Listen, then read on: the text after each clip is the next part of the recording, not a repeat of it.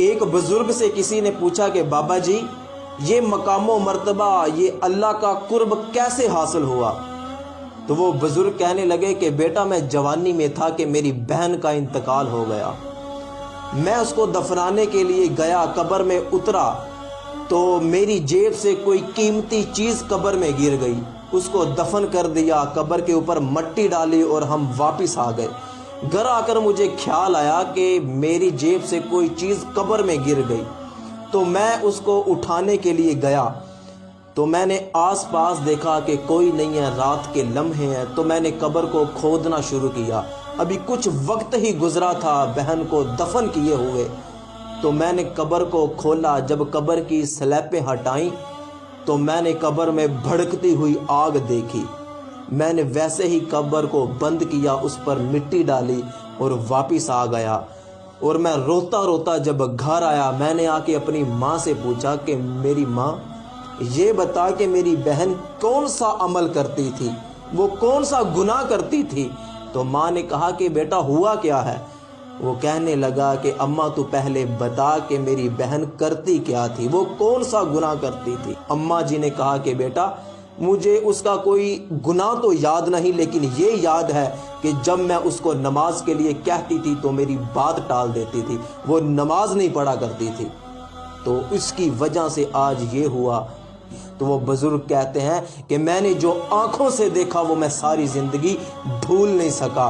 फिर उस वक्त से लेकर आज तक मैंने कभी नमाज नहीं छोड़ी। नबी पाक सल्लल्लाहु अलैहि वसल्लम ने इरशाद फरमाया कि बेनमाजी को दुनिया में मिलने वाली सज़ाएं ये है कि उसकी ज़िंदगी से बरकत ख़त्म कर दी जाती है।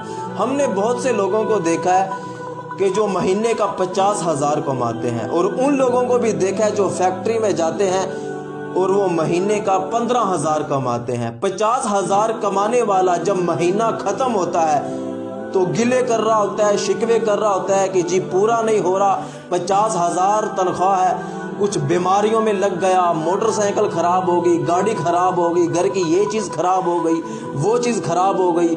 और 50,000 तनख्वाह होने के बावजूद भी वो बंदा महीने के आखिर में पैसे उधार पकड़ता फिरता है। और उन लोगों को भी देखा है कि जिनकी तनख्वाह 15,000 होती है, वो सारा महीना इस्तेमाल करते हैं, लेकिन 3-4 हज़ार फिर भी महीने के आखिर में वो बचा कर बैठे होते हैं। तो वजह यह है कि वो 50,000 कमाने वाला बेनमाजी है, ये 15,000 कमाने वाला नमाजी है।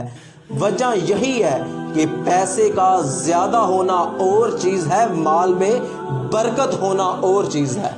तो अल्लाह के नबी ने इरशाद फरमाया कि बेनमाजी की उम्र से बरकत ख़त्म कर दी जाती है। दूसरा ये कि उसके चेहरे से सालहीन की अलामत ख़त्म कर दी जाती है।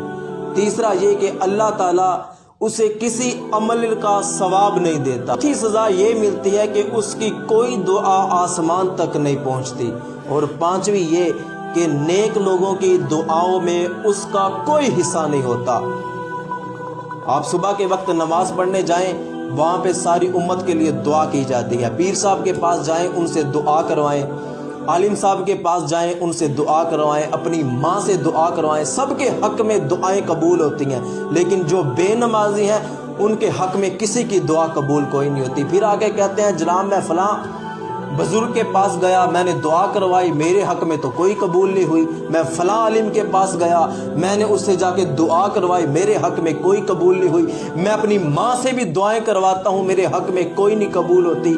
मियाँ वजह यह है कि तू बेनमाजी है, तू नमाज नहीं पढ़ता, नेक लोगों की दुआओं में तेरे लिए कोई हिस्सा नहीं है।